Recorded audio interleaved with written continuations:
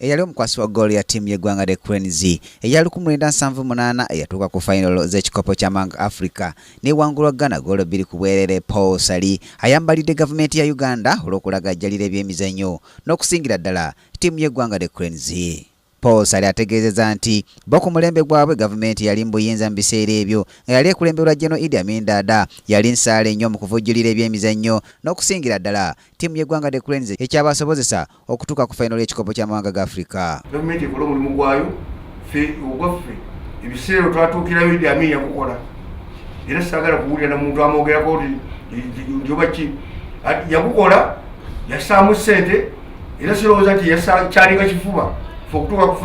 Sali era yambalidde n'abo bonna abassafufa ku nninga ebalage embalira ku nsimbi nga bwe zisaasaanyizibwa bw'ategeezezza nti Cranes si yafufa wabula ya ggwanga lyonna ne bwekityo buli munnayuganda kimukakatikako okugiyamba so si buvunaanyizibwa kubuteeka ku fufa yokka. Njagala tukimanye okuva leero ttiimu ya ggwanga era eggwanga lirina okugirabirira era ne by'accountability bye basabye byempulira mu abamawulire byesibyeko nnyo era tewakawutabidde kati accountability kijoyagala.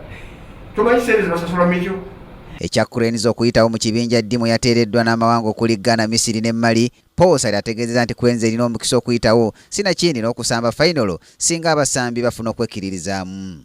Kati tulina kwongulya tuwamaanyi nnyo omupiira kati bonna guli mu average abantu omuntu yenna asobola okuba munne bw'aba nti ddala yeetegese n'ekyo kyensaba kwetegeka ate nakulowoleza nnyo ku bazannyi abawala awaka. Sali agumizza bannayuganda nti Cranes esobola bulungi okusamba ekikopo ky'ensi yonna ekinayindira mu ggwanga lya Russia mu mwaka gwa 2018. February lyokka mu East ne Central ne Southern eya qualifyinga kugenda mu Africa Cup ate mu World Cup fe tukyalimu n'olwekyo kyekugamba nti Katonda ayinza okutukwatirako abadde balowooza nti tuli ku Africa Cup yokka ate ne tukale ku World Cup. Awadde FUFA amagezi okutunulira enkaliriza abasambira ewaka nti be balina enkizo so si abagusambira ebweru w'eggwanga. Uganda Cranes yakuddamu kusinkana Ghana mu kibinja eyagisuza ekikopo mu mwaka gwa 1978 bwe yagikuba ku final goal 2 ku bwerere.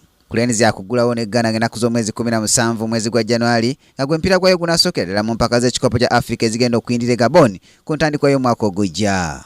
Paul Sali agamba nti tiimu y'eggwanga The Cranes eriwo esobola bulungi nnyo ogenda mu kikopo kya Africa Cup of Nations n'enkola ebyafaayo era oba oli awo newangula n'ekikopo kino ate era esobola n'ogenda maaso ne mu kikopo ky'ensi yonna n'ekola ebyafaayo wabula bakuutidde okwekkiririzaamu nga bwe bakola era n'asaba ne gavumenti okussa amaanyi ebyemizannyo kisobozesa okuba nti tiimu y'eggwanga nayo yeteekateeka bulungi nnyo.